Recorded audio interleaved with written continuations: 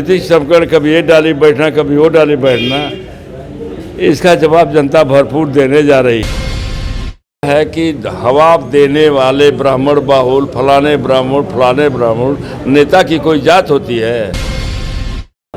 अब जो माहौल क्षेत्र में दिखाई दे रहा है, तो आपको एक लाइन में ही हम बता देना चाहते हैं। पहली बात, जो लोग लड़ रहे हैं पहलवान सिंह से लड़ रहे हैं।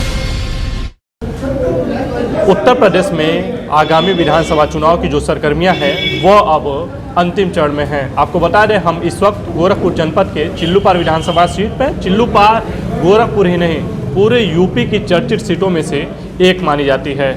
आज हमारे साथ बातचीत करने के लिए बहुजन समाजवादी पार्टी के जो प्रत्याशी हैं राजेंद्र सिंह उर्फ पहलवान सिंह, वो हमारे साथ में है। पूर्व में विधायक भी रह चुके हैं धुरियापार से। धुरियापार अब हालांकि चिल्लूपार विधानसभा में आता है। तो सर, सबसे पहले आपका स्वागत है सक्षम न्यूज इंडिया में। विधानसभा चुनाव की जो सरगर्मियां हैं वो अब अंतिम चरण में काफ़ी तेज हो चुकी हैं। 3 मार्च को माफ़ कीजिएगा, वोट पड़ने। क्या माहौल देख रहे हैं आप अपने क्षेत्र में? अब जो माहौल क्षेत्र में दिखाई दे रहा है, तो आपको एक लाइन में ही हम बता देना चाहते हैं। पहली बात, जो लोग लड़ रहे हैं पहलवान सिंह से लड़ रहे हैं, और उसके बाद आज के डेट में हमारे सामने दोनों लोग जो प्रत्याशी हैं, जो लोग हैं, लड़ाई से बाहर हैं। ये बसपा की सीट भी मानी जाती है। पिछले अगर हम 3 विधानसभा चुनाव को देखें, चाहे वो 2007 को देखें, चाहे वो 12 को देखें, चाहे वो 17 को देखें, लेकिन अब जो परिस्थितियां हैं राजनीतिक व्यक्ति, क्योंकि जो 7 में रहे हैं, 12 में रहे हैं, वो अब राजेश जो अब वो भाजपा में, विनय शंकर वो सपा में। तो ये बदलती परिस्थितियां जो हैं राजनीति की, इसको क्या आप अपने पक्ष में मानते हैं या इसका कितना लाभ मिलेगा? ऐसा है कि जो जनता को धोखा देने वाले लोग हैं, कोई भी हो, राजनीतिक समीकरण कभी ये डाली बैठना, कभी वो डाली बैठना, इसका जवाब जनता भरपूर देने जा रही है, दोनों को देने जा रही है। और जब जीत करके दोनों लोग इस क्षेत्र का रहनुमाई कर चुके हैं, और ऐसी स्थिति में चिल्लूपार विधानसभा क्षेत्र में एक ठेसला पट न उनकर दिखाई दे रहा है, न उनकर दिखाई दे रहा है। सड़क जैसे तैसे है, कछार बेल्ट वैसे है, नदी के कटान गाँवों के अस्तित्व को समाप्त कर रही है। न ये सब विधानसभा में क्वेश्चन किए हैं, न जा करके कोई अस्थाई इस गाँव को अस्तित्व को बचाने के लिए कोई काम नहीं हुआ है। तो कछार बेल्ट में तो बाढ़ प्रभावित करती है, किसान तबाह हैं, उधर छुट्टा जानवर तबाह कर रहे हैं हर जगहों पर, वह लिलगा खा रहे हैं। आकी बाकी जो बताता हूँ, यहाँ पर घाघरा सरजू माता का संगम है, और ये किसानों की फसल भी बर्बाद हो रही है, और गांव का अस्तित्व भी कटान से ख़त्म हो जा रहा है, गांव नदी में विलीन हो जा रहा है। तो हमारा तो वरीयता है, कौन क्या करता है उसका जवाब जनता देने जा रही है। हमारा प्रथम वरीयता है कछार बेल्ट में अस्थायी निदान दिलाना, बाढ़ से बचाना, किसानों की फसल को बचाना, और गाँव के अस्तित्व को, गाँव में सरजू जी में जो विलीन हो रहा है उसको बचाना। चिल्लूपार की अगर हम बात करें तो गोरखपुर जनपद में आता है, और गोरखपुर जनपद मुख्यमंत्री का गृह जनपद माना जाता है। अब स्वयं मुख्यमंत्री भी इसी जनपद से लड़ रहे हैं। कहा जा रहा है कि मुख्यमंत्री के चुनाव में लड़ने से गोरखपुर जनपद के साथ ही आसपास के जिलों में भी बड़ा इफेक्ट पड़ेगा। हालांकि पिछले अगर हम चुनाव की बात करें तो 8 सीटें चिल्लूपार ही भाजपा नहीं जीत पाई थी। ठीक है, जातिगत अगर हम बात करें तो यहाँ पे कहा जाता है ब्राह्मण बाहुल्य इलाका है, और आप ठाकुर वर्ग से आते हैं, तो इस समीकरण को कैसे साधेंगे? ऐसा है कि हवा देने वाले ब्राह्मण बाहुल फलाने ब्राह्मण नेता की कोई जात होती है, जात करने वाला नेता होती है। एक समाज से कोई राजनीति कर पाएगा?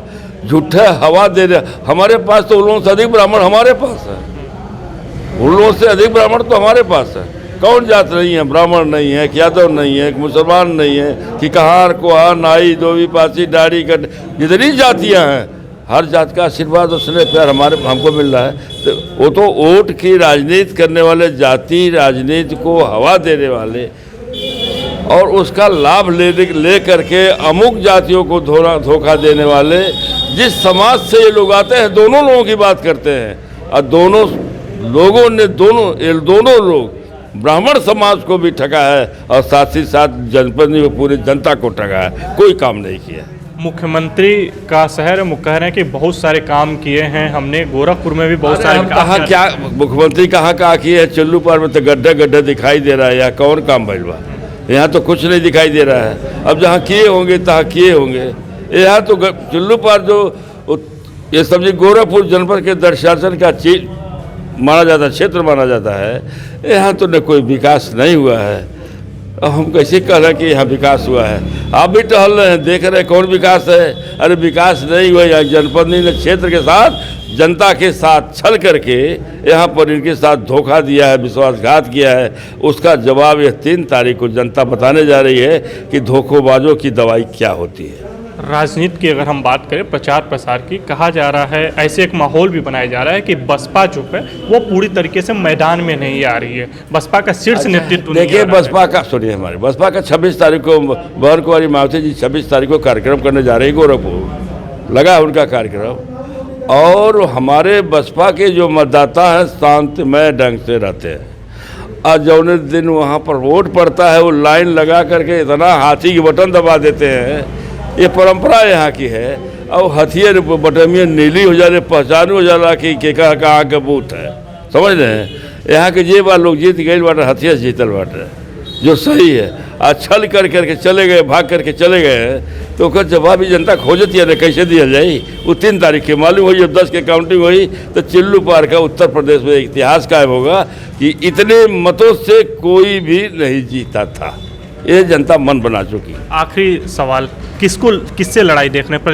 लड़ाई किसी से नहीं है, हमारी लड़ाई नहीं है। हम ही के आगे पीछे लोग दौड़ रहे हैं। लड़ाई कौन दूसरे नंबर पर रहेगा, कितने वोटों से अंतर रहेगा, वो तो 10 तारीख को मालूम हो जाएगा। तो ये है हमारे साथ राजेंद्र उर्फ पहलवान से, जो बसपा से चिल्लू पार के प्रत्याशी हैं। साफ तौर पे कहना है कि हमारी लड़ाई किसी से नहीं है और चिल्लू पार आने वाले 3 मार्च को जब यहाँ पे मतदान होगा तो एक नया इतिहास लिखेगी। तो समीकरण है वो हमने इनसे चर्चा की, और भी क्या परिस्थितियां हैं उसको लेकर के ये जो चुनावी हमारा जो सफ़र है वह लगातार जारी है। आप यूं ही बने रहिए हमारे साथ, देखते रहिए सक्षम न्यूज़ इंडिया। आप देख रहे हैं सक्षम न्यूज़ इंडिया, सबसे पहले सबसे तेज।